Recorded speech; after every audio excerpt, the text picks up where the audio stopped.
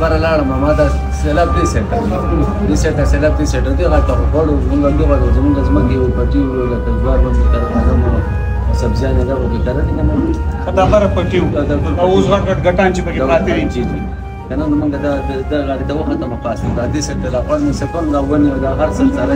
دا روان دي دا خپل کې دا روان ما دې سیټ کاته د څه دا او بده دې ما دا څو کاته دا سیلاب هغه سیټ په دې سپورت باندې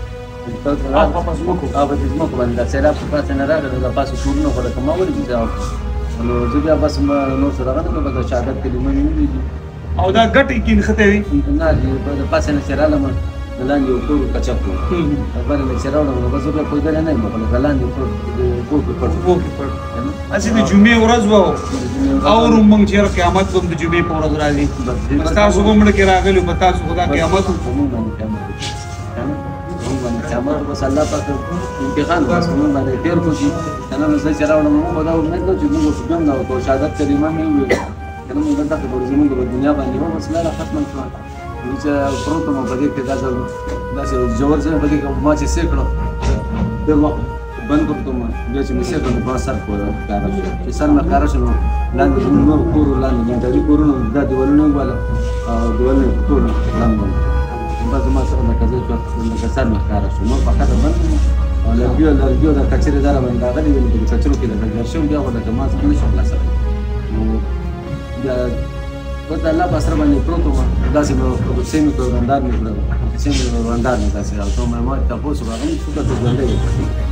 ما ورته نه ویل ته څوک یې زه نو چندګري نه راتللې چې کړي مې کړي دا به دې مې خطې ما ته نه ویل ته ماته نه ما ته ویل الله زه یم کنه ما خپل ازادي ما زه خو بچ ما زه خو ګیر ما زه د وطن نه یم نه ګیر شوم په خطه ګیر هغه هغه ته مې ته دې ځنه لږی کې ځان له کوشش وکړ ځان بچ کړم خلک چې یو تن بچ نو موږ دې چاته د کوشش وکړه چې الله بچ کړي چې مته دې ته لږی کې راوځي تا او کله الله بچ کړي نو زموږ لپاره دا ډېر د دعا ته وکړم زموږ د دعا ما هغه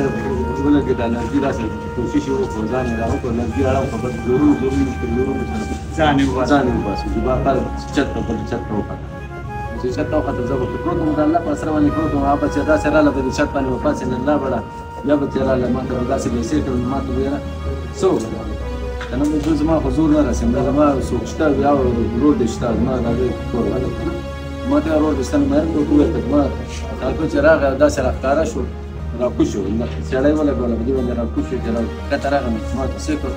هغه داسې دا اوس په ټول پرته داسې په ژړا شو کنه په ژړا شو ما ته چې کوئی سم نشو ما الله سخت کار نه کوي نظر مته وکړو نو صفات مې کته الله بچ کړم دی کنه ته الله بچ کړم مته وکړو چې ما بیا نه کوي هغه پاسچات ته وکړو او زه بس بل یو باندې لکه بس الله پاس را باندې پروتم الله پاس را باندې پروتم بس ما الله پاک کنه بغیر مدد والا بل څوک نشي بس ته مې مدد کوي قیامت ته مونږ څوک پکې بچ شو تاسو شکر دې شکر کې بچته دوم من دې ورته کې شکر ټول ولا من دې بل چا ته تری کنه غم الله بچ کړي بچیان به کار چې کوم دغه کې بس بار مې دا فزان یو زره مې ګورې ته نو الله بچ کړي شکر نو اوس دې وسی بنداران بس پورا خاندان شپږ الله پکې ناراض شپږ کسان الله دې په تاسو سره ډېر سخت